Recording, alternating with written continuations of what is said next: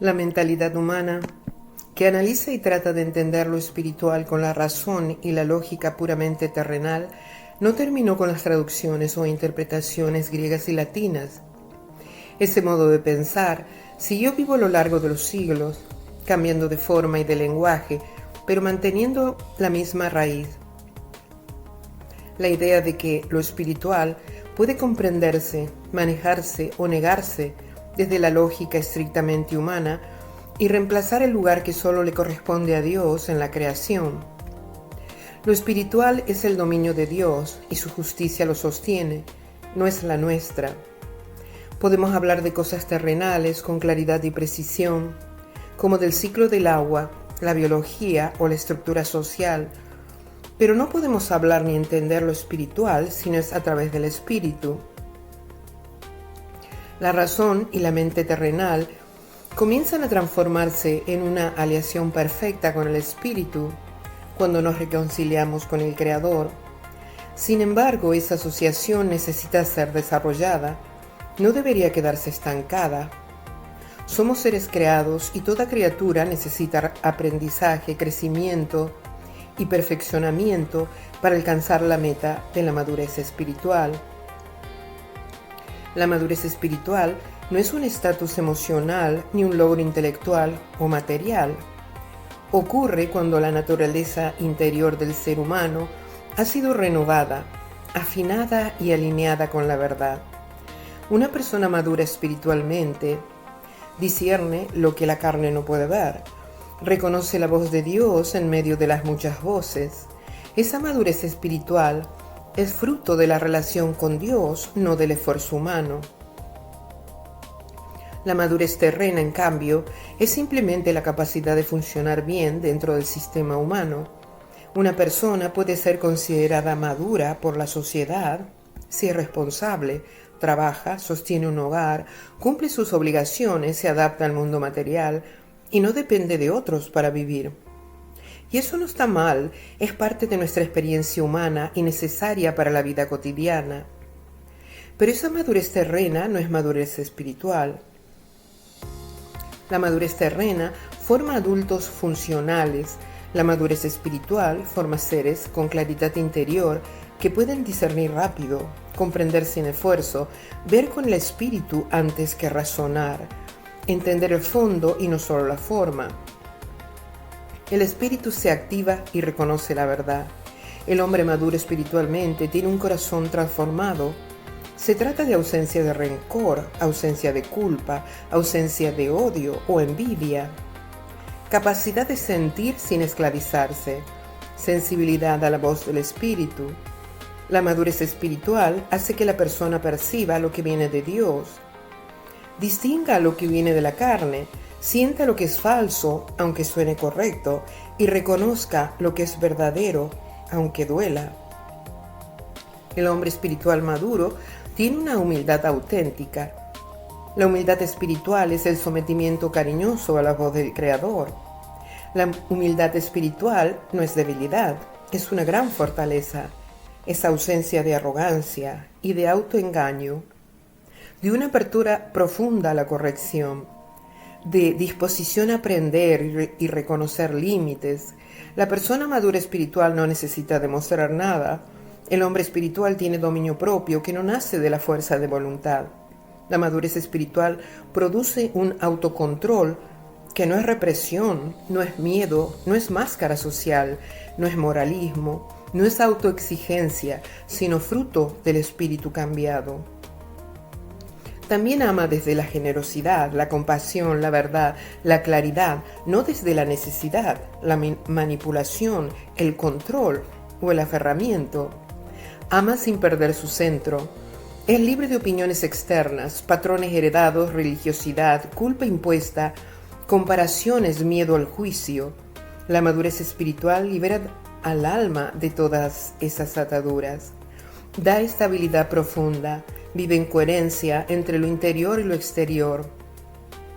Tiene la capacidad de soportar problemas sin quebrarse interiormente. No porque sea fuerte, sino porque su centro no está en lo terrenal. No huye, no se hunde, no se paraliza, procesa, entiende, se adapta y crece. Finalmente, el hombre espiritual maduro mantiene una conexión real con Dios. No es religión, no es liturgia, no es repetición de frases, no es emocionalismo. Es comunión, guía, revelación, claridad, dirección interior y luz. Es una relación y no un ritual.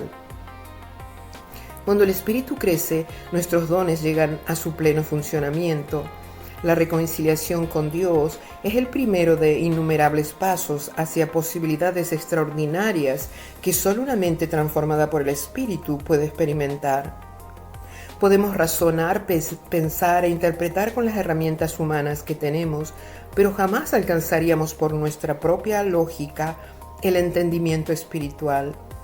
La carne puede comprender hasta cierto punto lo material, el espíritu comprende lo espiritual, y desde allí también en un perfecto equilibrio lo material. Hay algo sorprendente en quienes dicen no creer en Dios, lo discuten, pelean con él, elaborando teorías para de alguna forma demostrar que no existe. El mismo hecho de discutir acerca de algo que dicen no existe demuestra duda de lo que creen. Yo no hablo una sola palabra acerca de lo que no existe porque no existe. Hablo de lo que existe, pero no de la nada, porque si hablo de la nada, ¿cómo sabemos que no existe? El solo hecho de hablar acerca de ella me está indicando existencia.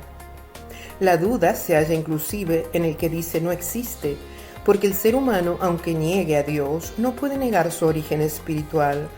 Hay un conflicto interior, la mente lo niega, pero el espíritu lo reconoce. En nuestro ser interior hay una marca que dice existo, porque el espíritu procede de él.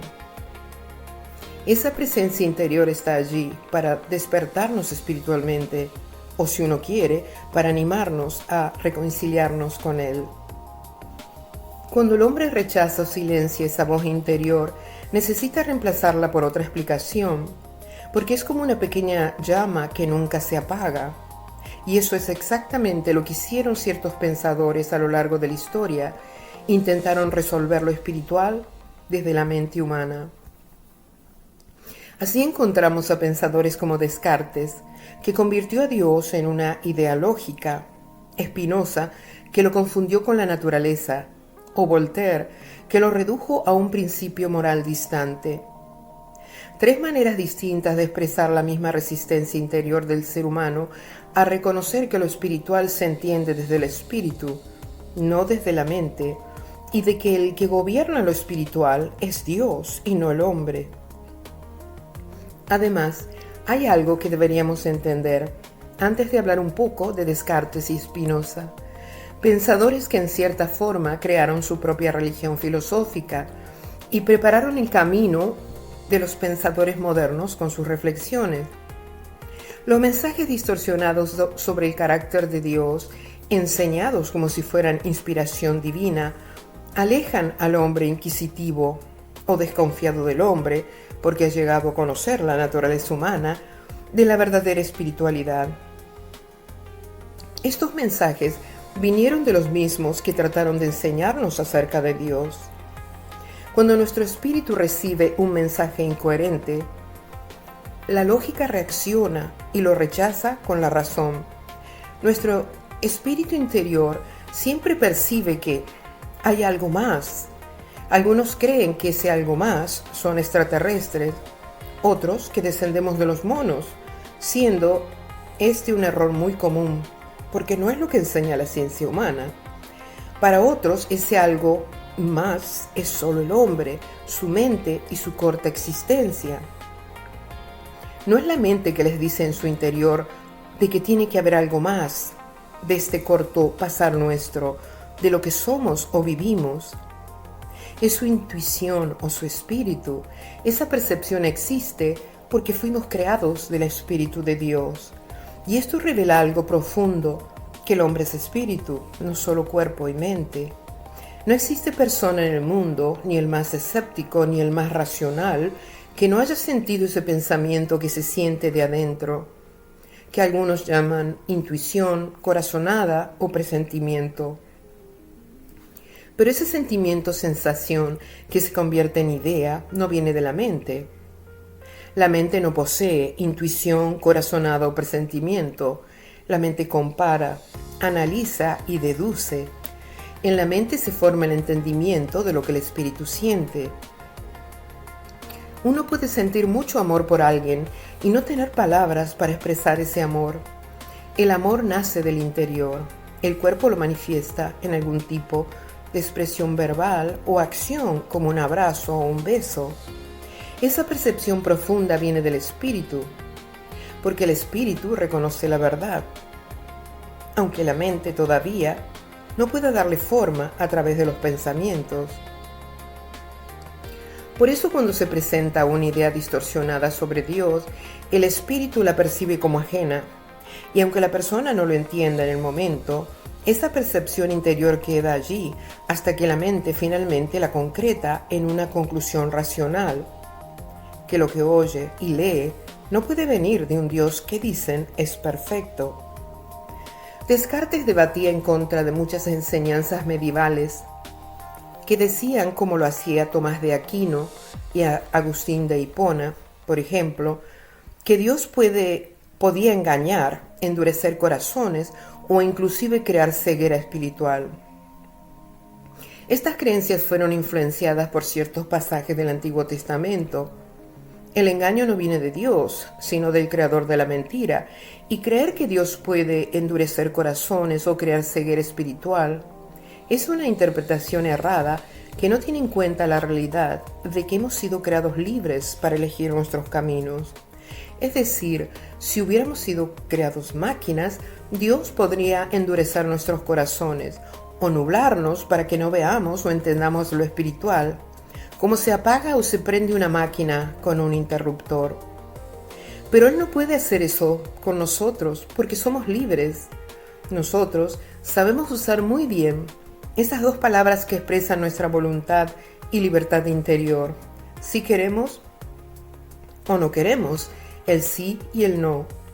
Entonces, ¿cómo es que Dios puede endurecer mi corazón, crear mi ceguera espiritual o engañarme? Si Dios, que nos dio el poder de elegir los caminos a seguir, pasaría por alto ese derecho de libertad que nos dio, estaría violando su propia ley espiritual, porque sería una injusticia.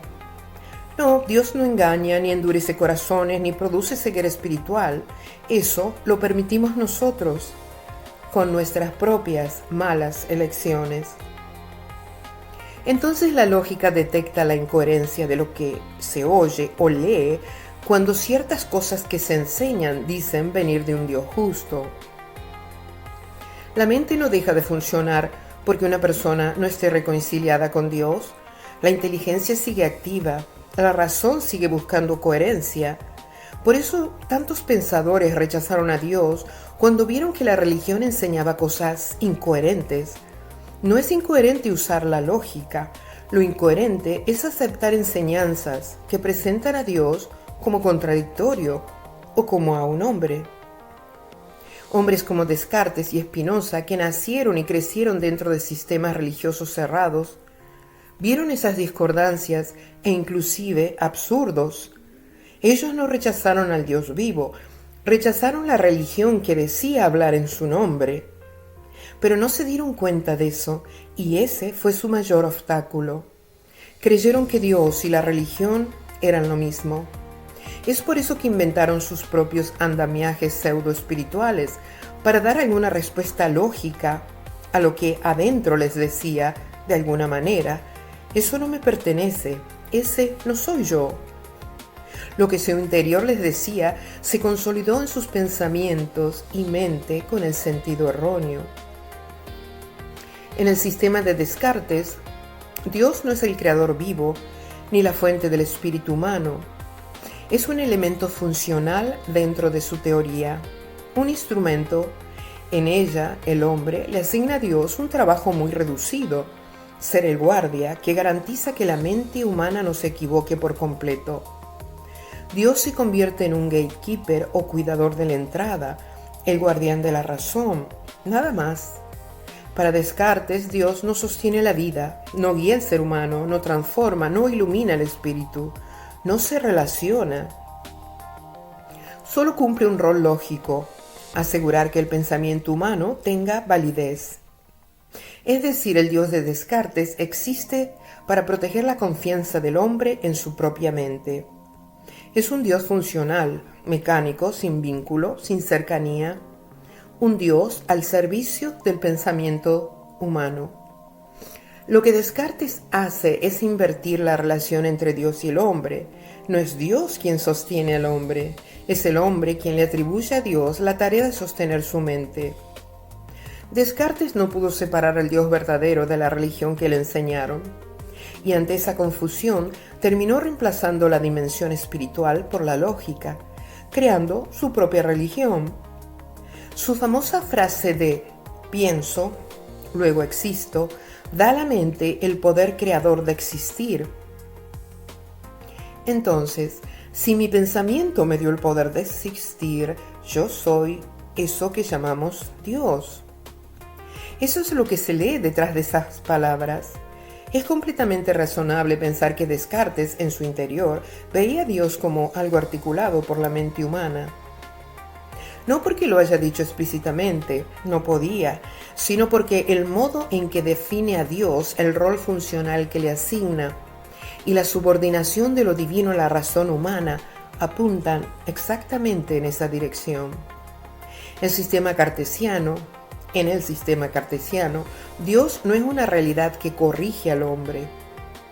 Es una idea que el hombre usa para garantizar su propio pensamiento.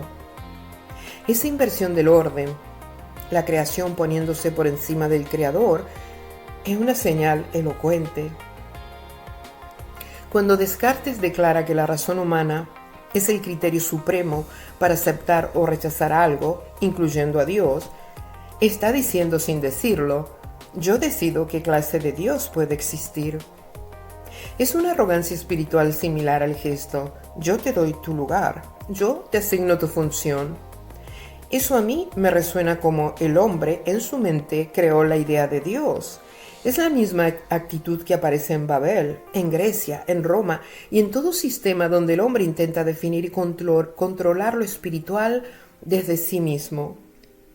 Descartes mantuvo lo más necesariamente posible que podía Dios en la ecuación de sus pensamientos, con un rol de subordinado al hombre, porque no podía eliminarlo por completo debido al entorno peligroso en que vivía, donde la Inquisición, por ejemplo, tenía el poder de la vida y la muerte de la época. De esa forma, Descartes, por necesidad, no por creencia interior real, mantuvo la figura de Dios en su sistema, pero asignándole un rol puramente funcional, la de garantizar la claridad del pensamiento. Lo que hizo fue una reconfiguración racional del concepto de Dios. Dios era necesario como idea, no como realidad. Mientras Descartes le otorgó a Dios el rol de guardián de su mente, Spinoza disolvió y le dio lugar de poder a Dios en la naturaleza.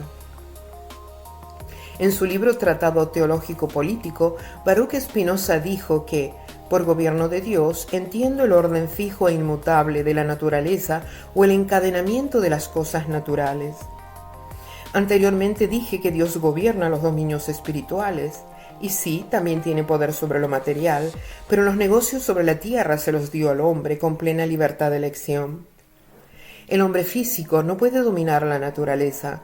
Eso era obvio para Spinoza, como para cualquier ser humano que la observa a través de sus capacidades físicas.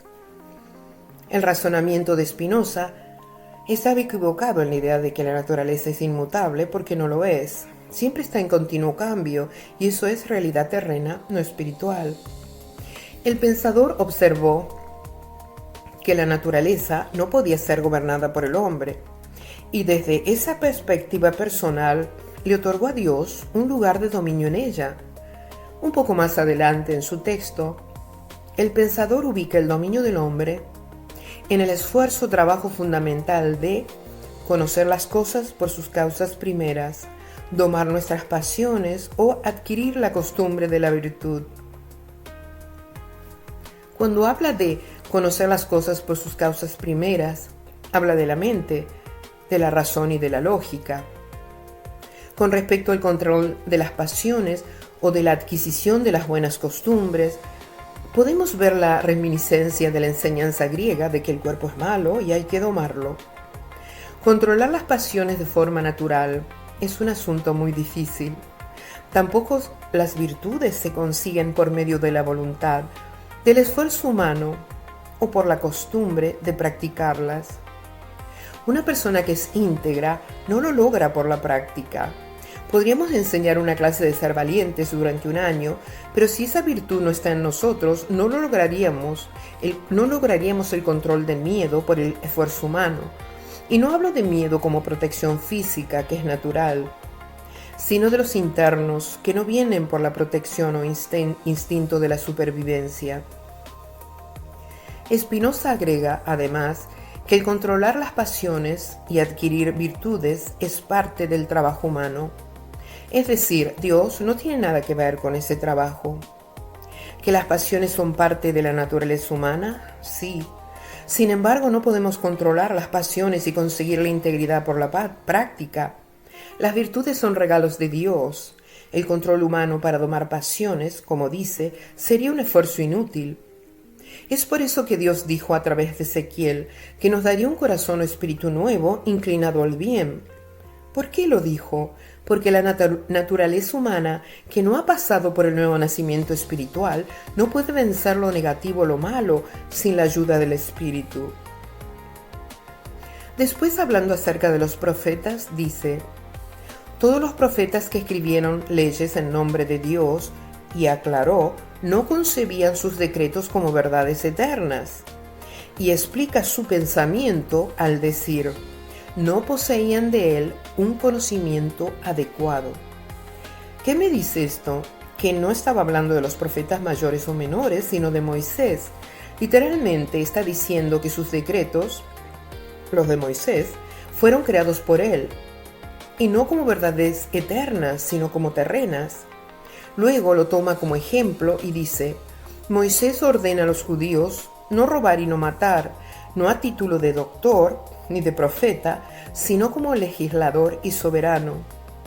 Al hacerlo, pone toda la ley del Antiguo Testamento bajo la creación humana y dice que Moisés lo hizo exclusivamente como hombre. Dios no tuvo intervención en estos decretos. Puedo ver lo que su lectura le indicaba, particularmente en el tema específico de las leyes rituales, que fueron atribuidas a Moisés y a ser practicadas a perpetuidad en nombre de Dios. No sé si Spinoza se dio cuenta que lo que decía ponía bajo el término de fraude esos escritos antiguos. Si fueron redactados a cumplir a perpetuidad por orden de Dios, las prácticas de esas leyes deberían continuar para siempre. Entonces, desde mi perspectiva, el haber enseñado en nombre de Dios decretos que fueron escritos por el hombre pone en una dificultad sin salida a un Dios que se lo considera perfecto y lo sabe todo. Consecuentemente, la gente de mente inquisitiva lo oye y deja de creer, porque como Descartes mezclan a Dios con la religión, y la religión es la creación de leyes u órdenes que crea el hombre. Las pone a la altura de la voz de Dios y las enseña diciendo: Dios dijo cuando Dios no había dicho. Crear leyes en nombre de Dios sin haber venido de Dios crea religión. No obstante, no estoy de acuerdo con el ejemplo que dio, diciendo que Moisés estableció decretos como no robar o matar como legislador. Las leyes morales son leyes espirituales, como el hecho de no robar o matar. La inferencia directa a sus palabras es que no fue Dios, sino el hombre que las enseñó, y por lo tanto esas leyes son creación humana. Su pensamiento entra entonces en un área peligrosa por asociación de ideas. ¿Dios es hombre o Dios fue inventado por el hombre? También Spinoza dijo que los libros del Pentateuco no fueron escritos por Moisés. Por ejemplo, cuando se lee la parte de la muerte de Moisés que dice: así murió allí Moisés, siervo de Jehová, en la tierra de Moab, conforme a la palabra de Jehová, y lo enterró en el valle, en la tierra de Moab, enfrente de Bet Peor, y ninguno conoce el lugar de su sepultura hasta hoy. Su pensamiento, en mi opinión, tiene lógica y sentido común. Si estaba muerto y sepultado, era imposible que hubiera estado escribiendo de su muerte y de su sepultura. Spinoza destrozaba así la creencia de que los libros del Pentateuco fueron todos escritos por Moisés. Sin embargo, Spinoza comete el mismo error que Descartes. Los dos deciden cuál es el dominio de Dios, uno la mente y el otro la naturaleza. Ninguno de los dos ve a Dios actuando y teniendo una relación con el hombre que no sea el rol o trabajo que le asignaron. El Dios vivo desaparece, quedando reemplazado por una función que le dio la mente del hombre. Si el hombre define el rol de Dios, el hombre está por encima de Dios. Si el hombre decide dónde actúa Dios, el hombre está limitando a Dios. Si el hombre prescribe el trabajo de Dios, el hombre está creando esa idea de Dios. Si yo determino el ámbito de trabajo de Dios, quiere decir que yo lo he creado. Y como dije, entra en un territorio peligroso al hacerlo, porque el que no entienda correctamente sus pensamientos puede concebir como consecuencia directa de la lectura la idea de que Dios es un invento del hombre. Más aún si se lee lo que dice de Moisés. Spinoza afirma que Moisés actuó como legislador humano, que la ley no vino del espíritu sino del poder político, que los mandamientos no fueron revelados sino útiles. La consecuencia de seguir el hilo de sus pensamientos son los siguientes: si la ley divina es humana, Dios no habló. Si Dios no habló, Dios no se relaciona con el hombre. Si Dios no se relaciona, Dios es una construcción. Por lo tanto, ese es el problema filosófico que ambos generan. Cuando se lee Spinoza, se observan algunas contradicciones, como por ejemplo no niega que las leyes de Moisés sean de revelación divina, pero después lo hace. Estas contradicciones o incoherencias resultan como consecuencia de la enseñanza que había recibido. Eso era el producto de la acción de mezclar la voz profética con palabras humanas y presentarlas a todas como inspiración divina. La confusión o duda de lo que se lee se genera al instante, porque la voz de Dios no es la del hombre y esta confusión no la creó Spinoza. Es esto exactamente lo que no pudo ver. Spinoza heredó la confusión y trató de darle algún orden y sentido lógico en su mente. Vio la luz al final del túnel, pero no la alcanzó porque creyó directamente que los decretos o leyes todos habían sido creados por el hombre Moisés. Como consecuencia lógica, no creía ni veía a Dios con una relación personal con el hombre, porque Dios es una construcción humana, de modo que siguió otro camino. Así es como terminó ubicándolo a Dios en la naturaleza y lo hizo de materia. Pero esa no era la enseñanza espiritual. Dios es espíritu. Según Spinoza, Dios es materia. Spinoza afirmó que Dios y la naturaleza son una misma cosa. Deus sive natura, pero no lo son. La naturaleza y nosotros, en esta forma humana, somos materia. Dependemos de condiciones físicas, temperatura, agua, energía, composición del entorno, y podemos desaparecer por completo de la existencia si ocurre un cataclismo. Dios, en cambio, si es Dios, no puede desaparecer. Dios vive para siempre porque es espíritu. Al identificar a Dios con la naturaleza humana, Baruch Spinoza le otorgó a Dios una existencia limitada, dependiente y condicionada. Para sostener esa equivalencia, asumió que la naturaleza es inmutable y eterna. Entiendo ese razonamiento como un intento de explicar la eternidad divina a través de una continuidad que siempre permanece. Sin embargo, esa continuidad no es verdadera eternidad. Si los elementos que mantienen viva la naturaleza dejaran de existir, la naturaleza también desaparecería, y con ella ese Dios. Entonces surge la pregunta inevitable: si ese Dios puede dejar de existir, ¿quién lo creó? Spinoza, al igual que René Descartes, llegó finalmente a la misma conclusión. Fue la mente humana. Ambos redujeron a Dios a una idea, a una construcción racional necesaria para el sistema, pero no a una presencia viva y trascendente. Ninguno de los dos logró distinguir entre la voz de Dios y la voz del hombre en las Escrituras. Solo escucharon la voz del hombre, y al no reconocer esa diferencia, terminaron negando la posibilidad misma de una revelación espiritual real. Todo este recorrido revela que el problema central no fue la falta de inteligencia, observación o capacidad crítica, sino el lugar desde el cual se intentó comprender lo espiritual. El viejo hombre, religioso o filósofo, intenta entender a Dios desde la mente no renovada, asigna funciones, delimita dominios, define alcances y construye sistemas para explicar lo que solo puede ser recibido desde el espíritu. Eso es exactamente lo que vemos tanto en la religión como en la filosofía, el mismo patrón con distinto lenguaje. El viejo hombre busca controlar lo espiritual desde lo humano.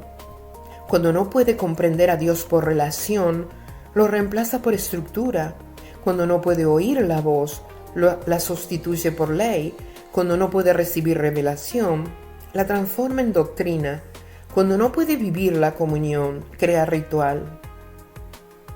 Así lo espiritual es reducido a un sistema manejable por la mente, y cuando eso ocurre, Dios deja de ser el creador vivo para convertirse en una idea funcional al servicio del pensamiento humano. La renovación de la mente no consiste en pensar mejor ni en razonar más profundamente. No es un esfuerzo intelectual ni una disciplina moral. La mente se renueva como consecuencia de una transformación interior previa. Cuando el espíritu es reconciliado, la mente se ordena. Cuando la raíz es restaurada, el entendimiento se alinea.